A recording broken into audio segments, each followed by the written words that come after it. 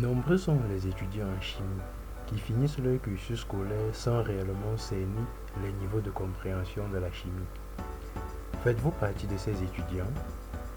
Est-ce de leur faute ou alors le résultat de la manière dont sont dispensés le savoir? Cette vidéo vous présente de manière détaillée les 3 niveaux de compréhension en chimie. Tout d'abord, un chimiste ne commence une recherche que parce qu'il a fait une remarque. Cette remarque se fait à l'échelle macroscopique.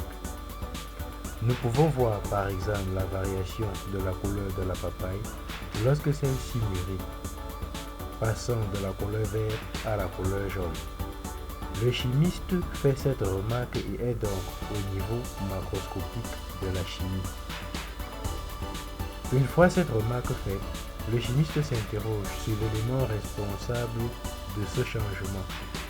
Cette interrogation le mène vers la recherche à l'échelle microscopique. Il étudie donc le comportement des molécules et des atomes. Nous sommes donc là au niveau microscopique de la chimie.